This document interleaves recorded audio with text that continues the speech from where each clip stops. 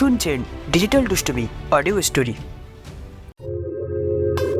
নমস্কার, ডিজিটাল দুষ্টুমিতে আজ শুনবেন তৃণঞ্জন গঙ্গোপাধ্যায়ের লেখা বিচিত্র বিদ্যুতের খেলা। এই গল্পে আমরা শুনব এক রহস্যময় জীবন্ত বিদ্যুতের কাহিনী। যে বিদ্যুৎ দিয়ে আমরা বাড়িতে আলো পাখা ব্যবহার করি, সেই বিদ্যুতের এক জীবন্ত অংশ ভয়ার্থ আত্মার মতো একটি গ্রামে ঘুরে বেড়ায়। গল্পটি নেওয়া হয়েছে সেরা রহস্য গল্প বইটি থেকে। এই গল্পের প্রধান চরিত্র হল গ্রিলের মিস্ত্রি এবং অম্বরীশ। এবার শুরু হচ্ছে বিচিত্র বিদ্যুতের খেলা। ওয়েল্ডিং মেশিনের ফলা গ্রিলের গায়ে লেগে আগুনের ফুলকি ছড়াচ্ছিল। যেখানে গ্রিল লাগানো হচ্ছে সেটি একটি লম্বা বারান্দা। বারান্দার ওপাশে ফাঁকা মাঠ। ঘন অন্ধকারে মাঠ ঢেকে রয়েছে, তাই মাঠের মধ্যে বেশ কিছুটা দূরে দাঁড়িয়ে থাকা দুটি বাড়ি এখন চোখে পড়ছে না। গ্রিলের মিস্ত্রিটি অম্বরীশের দিকে তাকিয়ে বলল, এখানে কতদিন এসেছেন? কণ্ঠস্বরের মধ্যে কি যেন একটা লেগে রয়েছে। স্বরটি ফ্যাসফ্যাসে নয়, ভাঙা নয়, গম্ভীর নয়, সুর ঘ্যান ঘ্যানেও নয়। কণ্ঠস্বরের কোনো বৈশিষ্ট্য নেই, তবুও কানে লেগে থাকে স্বরটি। একটা অস্বস্তি নিয়ে অম্বরীশ বলল, মাস ছয়েক হলো, কেন বলুন তো? লোকটি সরাসরি তাকালো অম্বরীশের চোখে। বেশিক্ষণ তাকিয়ে থাকা যায় না। ফর্সা রং এখন তামাটে বর্ণ ধারণ করেছে। নাকটি লম্বা এবং চোখ দুটি বেশ কটরগত। চোখের জমি অদ্ভুত হলুদ রঙের। অন্ধকারে বিড়ালের চোখের মণি যেভাবে হলুদ আভা নিয়ে জ্বলে, তেমনই লাগছে। লোকটি হাসল, কিন্তু ওর ঠোঁট হাসল না, হাসল চোখের হলুদ। এক ফোঁটা বরফ গলা জল যেন ঝরে পড়ল অম্বরীশের বুকের ঠিক মাঝখানটায়। হাসিটার ভেতরে, দৃষ্টির ভেতরে যেন একটা শাপদ বসে আছে, এবং শাপদটা এক বিচিত্র শীতলতা নিয়ে তাকিয়ে রয়েছে তার শিকারের দিকে।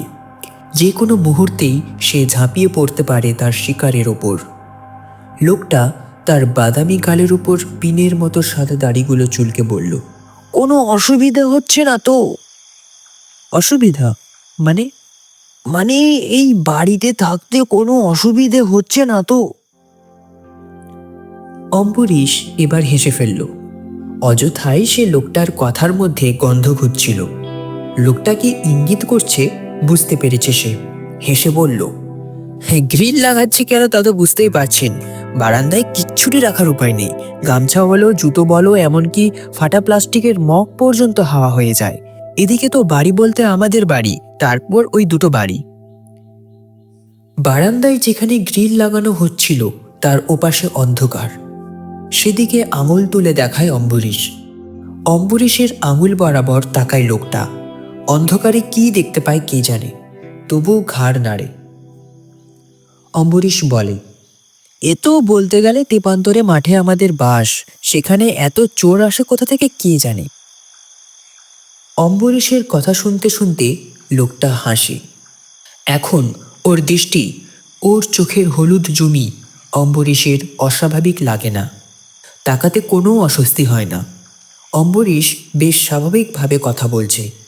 বলল, গামছা জুতো এসব তো মেনে নেওয়া গেল, কিন্তু সেদিন খোলা বারান্দা পেয়ে জানলার মধ্যে দিয়ে লগি ঢুকিয়ে আমার বউয়ের একটা নতুন শাড়ি, আমার একটা প্যান্ট, শার্ট, জানলার কাছে টেবিলের উপর দুটো হাতঘড়ি, কিছু খুচরা পয়সা টাকা ছিল, সেটাও নিয়ে গেছে। ওয়েল্ডিং মেশিনের তপ্ত তাতাল দিয়ে একটা গ্রিলের সঙ্গে আরেকটা গ্রিল জুড়ছিল লোকটা। জোড়া হয়ে গেলে সেটাকেই বারান্দায় ছোট পাঁচিলের ওপর বসানো হবে। বসানো হলে বাড়িটা চোরের উপদ্রব থেকে বাঁচবে। লোকটা হেসে বলল, ও তাহলে চোরের হাত থেকে বাঁচবার জন্য গ্রিল লাগাচ্ছেন?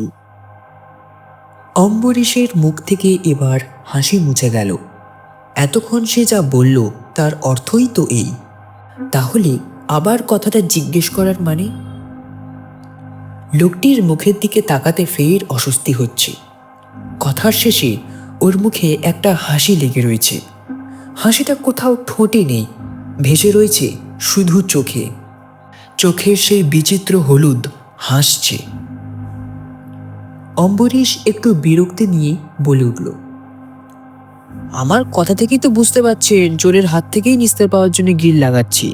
সেটা আবার জিজ্ঞাসা করার মানে? চোরের হাত থেকে নয় নিস্তার পেলেন, কিন্তু সেটার হাত থেকে নিস্তার পাবেন কি করে?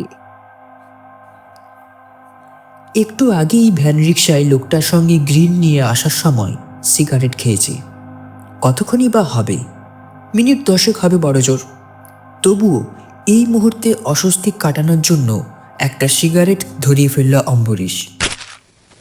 দ্রুত কয়েকটা টান দিয়ে বলল, সেটার হাত থেকে মানে? জ্যান্ত বিদ্যুৎ। জ্যান্ত বিদ্যুৎ? আমতা আমতা করে জিজ্ঞেস করল অম্বরীশ। এরকম বিচিত্র বস্তুর কথা আগে কখনো শুনিনি। লোকটা হাসল, ওর সেই বুক হিম করা হাসি। বলল, জানতে চাইবেন না? জানলে আর এখানে বসবাস করার সাহস থাকবে না। অম্বরীশের পিঠ ঘামতে শুরু করেছে। তার চাকরি একটা ছোটখাটো প্রাইভেট কোম্পানিতে। এই জীবনে কোনোদিন বাড়ি করা হবে স্বপ্নেও ভাবেনি। অফিসের এক বন্ধুর কাছ থেকে এখানকার জমির সন্ধান পেয়েছিল। দাম শুনে খুশির জোয়ার উঠেছিল বুকে। যাক, তাহলে স্বপ্নটা সফল হচ্ছে। ধার ধর করে যাবতীয় সঞ্চয় শেষ করে কলকাতা থেকে অনেক দূরে এই আধা গঞ্জ আধা গ্রাম্য এলাকায় বাড়িটা করে ফেলে। বাড়িটা তৈরি হওয়ার পর দেখা দিল আরেক সমস্যা। মল্লিকা এই রকম অজ জায়গায় কিছুতেই থাকবে না। মানুষের মুখ দেখতে গেলে এই বাড়ি থেকে প্রায় আধ ঘন্টা হেঁটে স্টেশনের ধারে বাজারে যেতে হয়। পথে শুধু ধানক্ষেত আর বিদ্যুতের বড় বড় দুটো স্তম্ভ। দুটো বাড়ি অবশ্য চোখে পড়ে, কিন্তু সেখানে মানুষের মুখ চোখে পড়ে না। তাই মল্লিকা এই বাড়িতে 1 সপ্তাহ থাকে, তো কলকাতায় মায়ের কাছে পড়ে থাকে 3 সপ্তাহ। একা থাকতে অসুবিধা হয় অম্বরীশের। এমনিতেই এই অজ জায়গা থেকে কলকাতায় অফিস করতে যাওয়ার জন্য তাকে 7 সকালে ট্রেন ধরতে হয়। মল্লিকা যখন থাকে না, তখন রাত থাকতে থাকতে বিছানা ছাড়তে হয় তাকে। রান্না বান্না সেরে খেয়ে বেরোতে বেরোতে জিভ বেরিয়ে যায় তার। তবু এত কষ্ট গায়ে লাগে না যখন দরজায় তালা দিয়ে বেরিয়ে যাওয়ার সময় একবারের জন্য পিছন ফিরে বাড়িটাকে দেখে। মনে হয় এই জীবনের সব ক্লান্তি একদিন হাওয়ায় মিলিয়ে যাবে। অম্বরীশের জিভটাকে কে যেন আঠা দিয়ে তার টাকরার সঙ্গে আটকে দিয়েছে। ঠোঁট খুলে যে কথা বলবে সেই জোরটুকুও পাচ্ছে না। তবুও কোনো রকমে ঠোঁট খোলে অম্বরীশ, বলে, এত রহস্য না করে আসল ব্যাপারটা একটু বলুন না। লোকটার মুখ থেকে, চোখ থেকে সেই হাসি এবার সরে যায়। হাসি সরে যেতে মুখটিকে আরো ভয়ঙ্কর লাগে। বলে, এসব কথা আমি বলতে চাই না। আপনি এত করে জানতে চাইছেন তাই বলা। সে অনেক বছর আগেকার কথা। এদিকে সেবার খুব ঝড় জল হলো। যেমন বৃষ্টি তেমনই বিদ্যুতের ঝলকানি। কড়কড় করে বাজ পড়ছে তো পড়ছেই। লোকে বলে তুষার বৃষ্টি। কারো কারো মুখে শুনেছি সমুদ্রের জল হাওয়ার তোড়ে ফুলে গিয়ে আকাশে উঠে যায়। যখন নেমে আসে তখন মৎস্য বৃষ্টি হয়ে নেমে আসে। এখানে সেরকম বাজ বৃষ্টি হয়েছিল। ইলেকট্রিকের তারে যেমন আগুন ধরে গেলে তারটি জ্বলতে জ্বলতে হারিয়ে যায় দূরের দিকে, তেমনি আকাশের বুক থেকে বিদ্যুতের রেখা অবিরাম নেমে এসেছিল এখানকার মাটিতে। চারপাশে ধানক্ষেত, তালগাছের সারি, যেখানে যা কিছু ছিল পুড়িয়ে ছাই হয়ে গিয়েছিল। একদমে অনেকটা কথা বলার জন্য তার দমের ঘাটতি পড়েছিল সম্ভবত। লোকটি থামল, একটা বিড়ি ধরালো, ধোঁয়া ছেড়ে বলল, সব কিছু পুড়িয়ে ছাই করে দিয়েও সেই বাজ শান্ত হলো না। এই কথার শেষে অম্বরীশের সমস্ত শরীর কেঁপে উঠল। লোকটা বলে কি, বাজ মাটিতে প্রবেশ করার পরে তো তার সব শক্তি হারিয়ে ফেলে, বিজ্ঞানের মতে নিউট্রাল হয়ে যায়। তাহলে মাটিতে পড়ার পরেও বাজ শান্ত হলো না, কথাটার মানে? লোকটা হাসে, বলল, আপনি বিশ্বাস করবেন কিনা জানি না, ওই ঘটনার দিন 15-20 পরে এদিকে একদিন এসেছিলাম। কি যেন একটা কাজ ছিল, মনে নেই ঠিক। ফিরতে বেশ রাত হয়ে গিয়েছিল। ধান ক্ষেতের মধ্যে দিয়ে ফিরছি, তখন তো আর ধান ক্ষেত নেই, চারপাশটা পুড়ে ন্যাড়া পড়ার পরের মাঠ হয়ে গেছে। হঠাৎ অনুভব করলাম দু পায়ের তলায় একটা চিনচিনে ভাব। প্রথমে চিনচিনে লাগছিল, কিন্তু কিছুক্ষণ পরে মনে হলো দুটো শক্তিশালী চুম্বক কে যেন আটকে দিয়েছে আমার পায়ের নিচে। আর চুম্বক দুটো প্রবল শক্তিতে আমাকে টেনে নিয়ে যেতে চাইছে মাটির ভেতরে। আমি জোরে ছুটতে শুরু করলাম, কিন্তু ছুটব কি, চুম্বক দুটো আমার পায়ের তলা থেকে তখন আমার হাঁটুর কাছে উঠে এসেছে। সমস্ত শরীরে রক্তের ভিতরে যেন একটা আগুনের স্রোত খেলছে। অম্বরীশ লক্ষ্য করল, কথা বলতে বলতে দুটি রগ ঘেমে গেছে লোকটার। ফোঁটা ফোঁটা ঘাম এবার সরু ধারায় নেমে আসছে গালের ওপরে। কথা বলছে কিরকম ভূতগ্রস্তের মতো। ওর চোখের দিকে তাকিয়ে অম্বরীশের মনে হলো সেদিনের ঘটনা যেন এই মুহূর্তে চোখের সামনে ও দেখতে পাচ্ছে। ভয়ঙ্কর অতীত এখন জীবন্ত।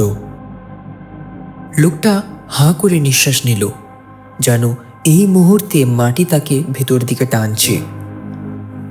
হাঁ করা মুখ বন্ধ হলো, নিঃশ্বাস ছাড়ল লোকটা। বলল, ওরকম জোরে জীবনে ছুটিনি জানেন। উহ, ছুটছি আর বুঝতে পারছি বাজ পোড়া প্রান্তরের ভেতর থেকে সরু সরু চুলের মতো অসংখ্য ইলেকট্রিকের তার উঠে আসছে আর জড়িয়ে ধরছে আমার পা দুটোকে। আর তার ভিতর থেকে কারেন্ট আসছে আমার শরীরে। উফ, ভাবতে গেলে দম বন্ধ হয়ে আসে। অম্বরীশ দেখতে পেল লোকটার দুটো চোখেই নয়, সমস্ত মুখটাই হলুদ হয়ে গেছে।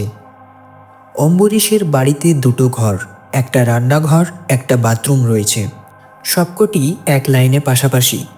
অনেকটা যেন স্কুল বাড়ি, আসলে পয়সার অভাবে প্ল্যান করানো হয়নি। আর এই ধান ক্ষেত ও জায়গায় জায়গায় 2-3টে ভিটে দাঁড়ানো জায়গাটি পঞ্চায়েত এলাকার। প্ল্যান নিয়ে তেমন বাড়াবাড়ি নেই। সামনে তাই লম্বা একটা বারান্দা অনেকটা চলে গেছে, সেটাকেই গ্রিল দিয়ে ঘেরা হচ্ছে। বারান্দায় একটা 60 পাওয়ারের আলো জ্বলছে।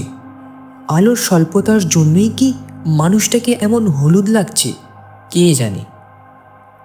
অম্বরীশ ভয় কাটাবার জন্য বলল, একটু আগেই তো বলছিলেন আপনার পায়ের তলায় দুটো চুম্বক আটকে গিয়েছিল, তারপরে এখন বললেন আপনার দু পায়ে ইলেকট্রিকের তার জড়িয়ে দিয়েছিল আর কারেন্ট মারছিল।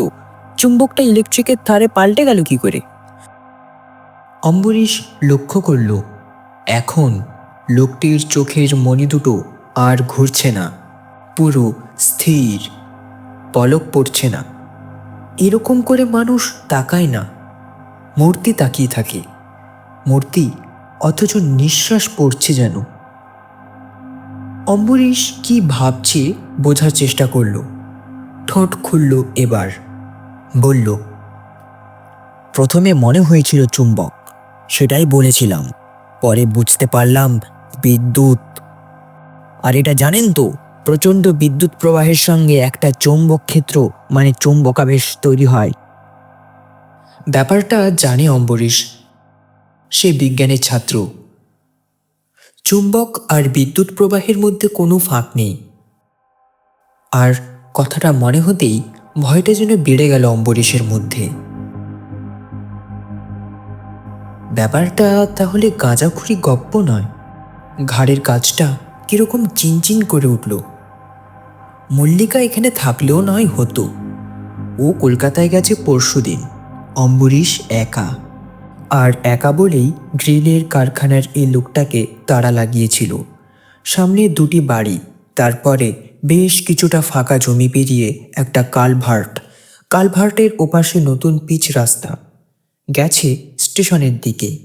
সেখানেই লোকটার একটা দোকান আছে গ্রিল তৈরি করার। বলেছিল দিন 15 লাগবে। অম্বরীশ বলেছিল, না, 2-3 দিনের মধ্যে করে দিতে হবে। লোকটা বলেছিল, পুরো টাকা আগে দেবেন? অম্বরীশ বলেছিল, হ্যাঁ, যতই অসুবিধা হোক গ্রিলটা লাগাতেই হবে। পকেট থেকে ওর হিসেব করা দামটা পুরোটাই বের করে এগিয়ে দিয়েছিল। এতে তো লোকটার খুশি হওয়ার কথা ছিল, কিন্তু অম্বরীশের পরিষ্কার মনে আছে লোকটা চোখের পাতা দুটোকে স্বল্প মোড়ে দৃষ্টিটাকে শুরু করে তাকিয়েছিল, যেন জরিপ করছে। দৃষ্টিটা মুহূর্তের জন্য ছিল, তারপর চোখ দুটো স্বাভাবিক হয়ে গিয়েছিল।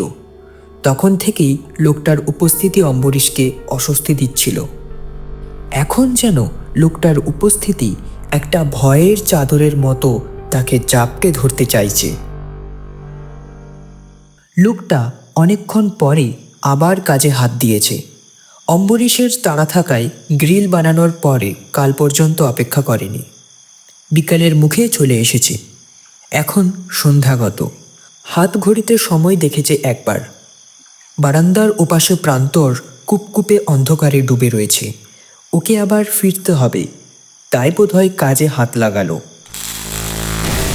ওয়েল্ডিং মেশিনের তাতাল আর গ্রিলের সংঘর্ষে আগুনের ফুলকি উঠছে অন্ধকার বাতাসে। আগুনের ঝলকানি যখন আলো ফেলছে লোকটার মুখে, তখন আর মুখটাকে হলুদ লাগছে না। লাল আগুনের আভা যেন বেরিয়ে আসছে লোকটার গাল থেকে।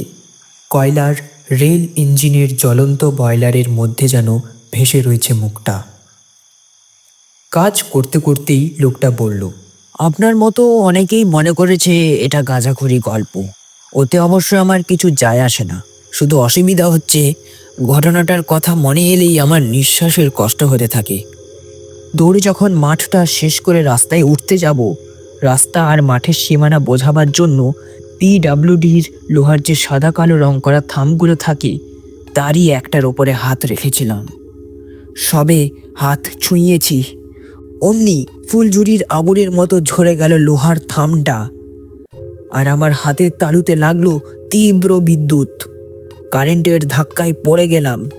পড়ে গিয়েও নিস্তার নেই, সমস্ত শরীরে তখন কারেন্ট মারছে, আর রাস্তাটাই যেন হয়ে গেছে বিদ্যুতের স্রোত। এর পরেও আপনি বেঁচে রয়েছেন?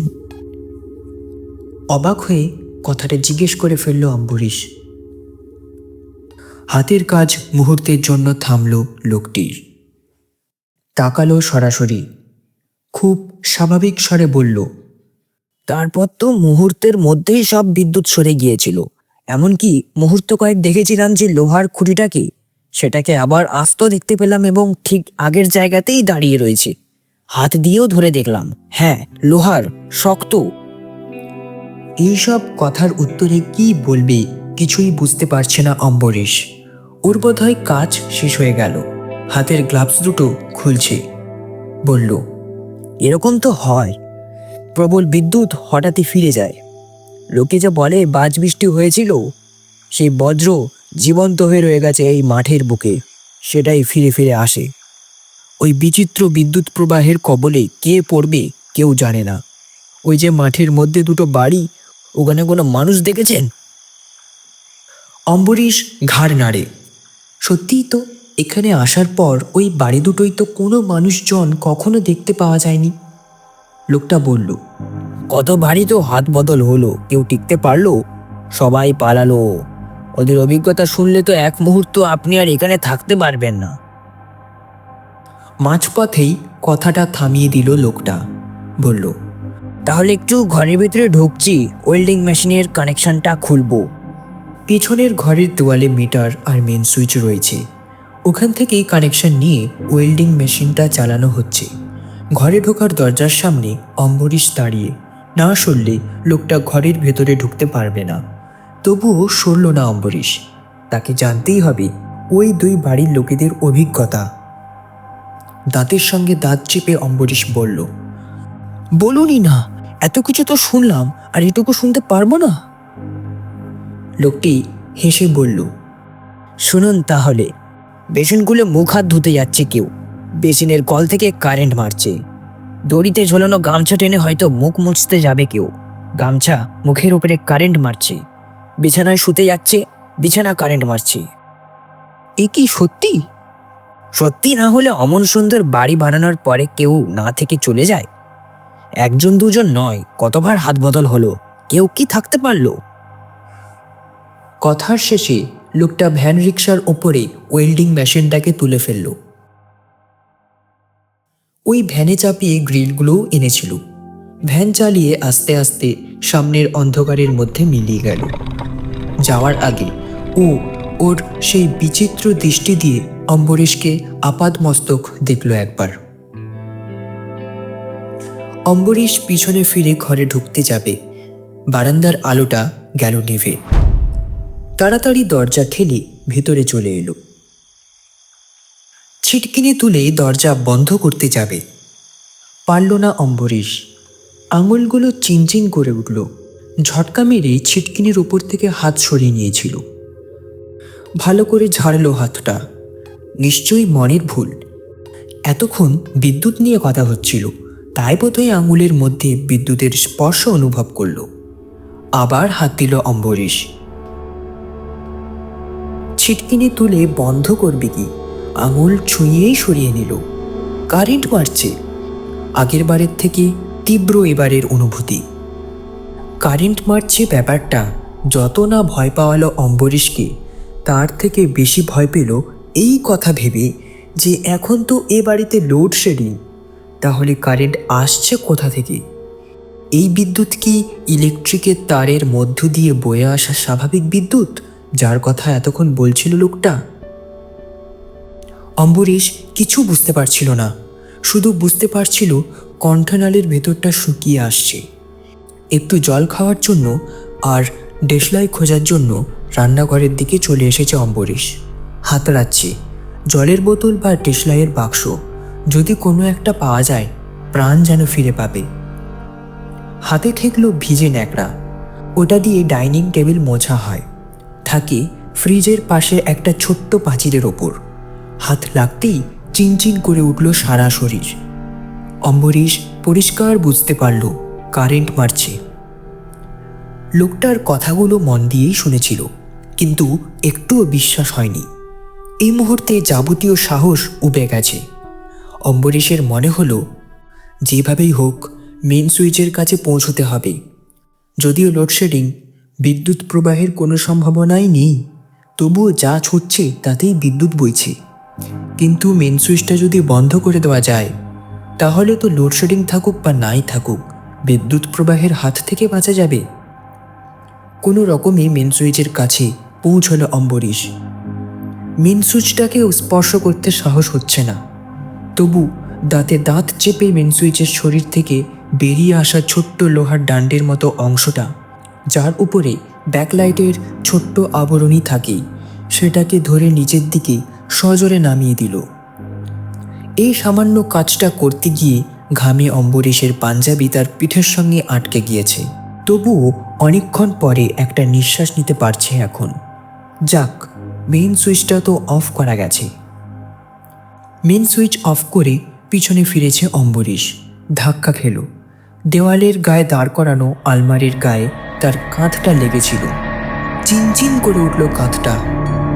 অম্বরীশ পরিষ্কার বুঝতে পারল আলমারির শরীর ধরে বিদ্যুৎ বইছে। মেন সুইচ বন্ধ, তারপরেও কারেন্ট বইছে। এই রকম অদ্ভুত অভিজ্ঞতা কখনো হয়নি অম্বরীশের। অম্বরীশ প্রায় টলতে টলতে ঘরের বাইরে বেরিয়ে এলো। বারান্দা থেকে লাফ মেরে নেমে এলো সামনের ফাঁকা মাঠে। তারপর দৌড়, দৌড় আর দৌড়। এত জোরে যে সে ছুটতে পারে সেটা যেন নিজের কাছেই অজানা ছিল। থামল এসে স্টেশনে। হাঁ করে বাতাস গিলতে গিয়ে লক্ষ্য করল কলকাতায় যাওয়ার শেষ ট্রেনটা দাঁড়িয়ে রয়েছে। লাফ মেরে একটা ফাঁকা কামরায় উঠতেই ট্রেনটা ছেড়ে দিল। শ্বশুর বাড়িতে অম্বরীশ পৌঁছল প্রায় মাঝরাতে। এত রাতে তাকে দেখে সকলেই বেশ অবাক। কাউকে কিছু না বলে মল্লিকার ভাই সুদীপ্ত, মানে তার শালাকে ডেকে নিয়ে ছাদে চলে এলো অম্বরীশ। বলল সব কথা। কথার শেষে এক অন্ধকার সমুদ্রের মধ্যে পড়ে গেল যেন। জ্ঞান ফিরতে অম্বরীশ দেখল নার্সিংহোমের বিছানায় সে শুয়ে আছে। তার এক পাশে মল্লিকা, আরেক পাশে মল্লিকার বাবা মা বসে আছেন। পায়ের সামনে দাঁড়িয়ে রয়েছে সুদীপ্ত। সুদীপ্তর মুখটা চোখে পড়তেই অম্বরীশ বলে উঠল, ওই ওই বিচিত্র বিদ্যুতের হাত থেকে তুমি বাঁচাও। সুদীপ্ত হেসে বলল, 3 দিন অঘরে ঘুমিয়েও আপনার মাথা থেকে বিদ্যুতের ভূত গেল না জামাইবাবু? অম্বরীশ বলে উঠল, তুমি ভূত বলছো? তোমায় যে কি করে বিশ্বাস করাবো সেদিনের ঘটনা আমি বুঝতে পারছি না। মেন সুইচ অফ করে দিয়েছি, তারপরেও বাড়ির যেখানে হাত দিচ্ছি সেখান থেকে কারেন্ট মারছে। বাড়িতে কেউ নেই, অন্ধকারে আমি একা, তার মধ্যে ওই ঘটনা। সকলেই লক্ষ্য করল অম্বরীশের মুখ ফ্যাকাশে হয়ে গেছে। 3 দিন পরে ওর জ্ঞান ফিরেছে। ফের যাতে কোনো বিপত্তি না ঘটে তার জন্য সুদীপ্ত হেসে বলল, বিদ্যুৎ রহস্যের সমাধান তো আমি করে ফেলেছি জামাইবাবু। সেদিন তো ঘটনাটা বলতে বলতে আপনি অজ্ঞান হয়ে গেলেন। পরের দিন সকালেই আমি চলে গেলাম আপনার বাড়িতে। ঢুকতে যাব, গ্রিলের গায়ে হাত দিয়েছি, বুঝতে পারলাম গ্রিলের মধ্যে দিয়ে কারেন্ট বইছে। কারেন্টের ব্যাপার জেনে সঙ্গে আমি বিদ্যুতের কুপরিবাহী বস্তু তৈরি গ্লাভস নিয়ে গিয়েছিলাম। গ্লাভস পরে নিলাম, দরজা খুলে মেন সুইচের সামনে চলে এলাম। সুইচটা পরীক্ষা করতে বুঝলাম ওটা বিদ্যুতের ধাক্কায় পুড়ে গেছে। সঙ্গে টেস্টার ছিল, ঠেকালাম মেন সুইচের গায়ে, দেখি টেস্টারের ইন্ডিকেটর জ্বলছে, তার মানে মেন সুইচ বডি হয়ে গেছে। ঠেকালাম মিটারের গায়ে, দেখলাম মিটারও বডি হয়ে রয়েছে। তারপর দেখি মিটারের নিচে যে ফিউজটা থাকে, যেটার সিল কেউ খুলতে পারে না, যেটা খোলা আইনত অপরাধ, সেটার সিল আলগা, মানে কেউ খুলেছিল। সেটা পরীক্ষা করতে দেখলাম ফিউজটা কেটে গেছে। সব রহস্য জলের মতো পরিষ্কার হয়ে গেল। বাড়ির বাইরের লাইনে থাকে বেশি বিদ্যুৎ, বাড়িতে ঢোকার সময় সেই বিদ্যুতের একটা বড় অংশকে আটকায় ওই ফিউজ। সেটি পড়ে যাওয়ার জন্য বেশি পরিমাণ বিদ্যুৎ ঢুকে গিয়েছিল বাড়ির মধ্যে, আর যার ফলে সমস্ত বাড়িটাই বডি হয়ে যায়। তাই যেখানেই আপনি হাত দিচ্ছিলেন সেখান থেকে কারেন্ট মারছিল আপনাকে। কথার শেষে সুদীপ্ত হাসতে থাকে।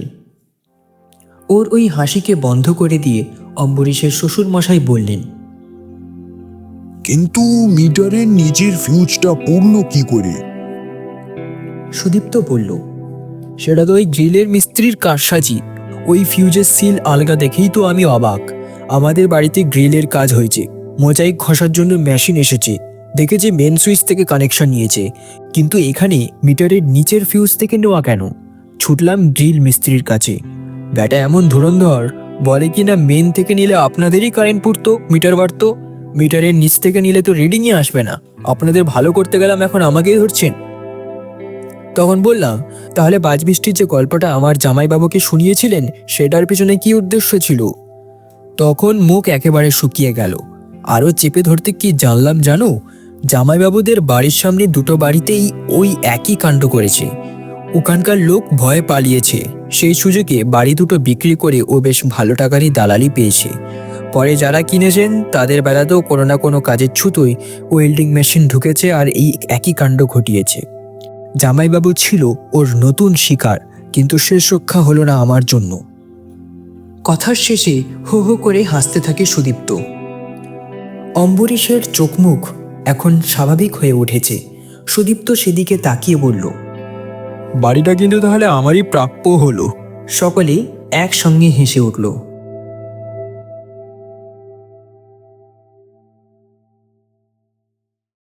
এতক্ষণ শুনছিলেন ডিজিটাল দুষ্টুমি অডিও স্টোরি। গল্পটি ভালো লাগলে একটি লাইক দেবেন এবং আমাদের চ্যানেলে নতুন হয়ে থাকলে চ্যানেলটিকে সাবস্ক্রাইব করে পাশে থাকা বেল আইকনে ক্লিক করতে অবশ্যই ভুলবেন না। আপনার সহযোগিতার জন্য ধন্যবাদ।